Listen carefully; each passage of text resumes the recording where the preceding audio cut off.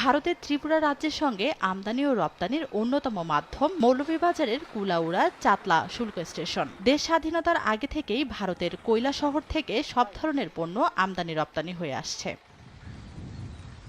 সেই সময় শমশেরনগর থেকে চাতলা শুল্ক স্টেশনে যাওয়া আসার সড়কপথটি ছিল মাটির তৈরি। 2018 সালে প্রায় 14 কিলোমিটার পাকা সড়ক নির্মাণ করা হয়। তবে সড়কটি সরু ও 10টি পাহাড়ি বাঁক থাকায় ঝুঁকিপূর্ণভাবে চলছে যানবাহন।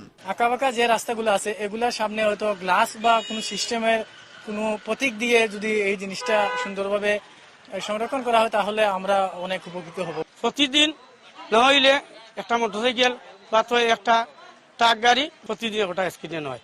স্থানীয়দের অভিযোগ, চাতলা শুল্ক স্টেশনে যাওয়ার পথে শমশেরনগর বাজারে প্রায় 6 কিলোমিটার সড়ক দীর্ঘদিন ধরে রয়েছে অবৈধ দখলে, যা তৈরি করছে তীব্র যানজট। আশপাশে এবং 5টা পয়েন্টের মধ্যে বেশিরভাগ অবৈধ স্থাপনা তৈরি করিয়া এবং বাজারটারে সংকুচিত করা হয়েছে, রাস্তারে সংকুচিত করা হয়েছে। দুইটা গাড়ি যদি ঢুকে, দুইটা ট্রাক ঢুকলে কমসে কম 1 থেকে 2 ঘন্টা রাস্তাটা জামজট থাকে। 6 নম্বর লাইন বন্ধ যে রাস্তা আছে, বাইপাস রাস্তা, এই রাস্তাটা চালু করা যাতে বড় গাড়িগুলো যদি সেদিকে চলে যায় তাহলে শমশেরনগর বাজার অনেকাংশে যানজট লাঘব বলে আমি মনে করি। সড়ক প্রশস্তকরণে ব্যবসায়ীদের দাবি ঊর্ধ্বতন কর্তৃপক্ষকে জানানো হয়েছে বলে জানান সড়ক ও জনপথ বিভাগ। আমদানি রপ্তানির এটা কিন্তু বড় বড় গাড়ি যায়, সরকারের সুদৃষ্টি থাকা উচিত, যেহেতু এখানে আমরা এক্সপোর্ট হইতেছে, ইম্পোর্টও হইতেছে যদিও কম।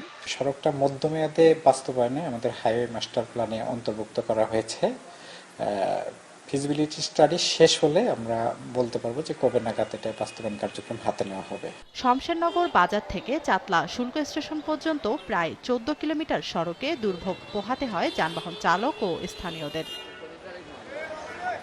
সময় সংবাদ, মৌলভীবাজার।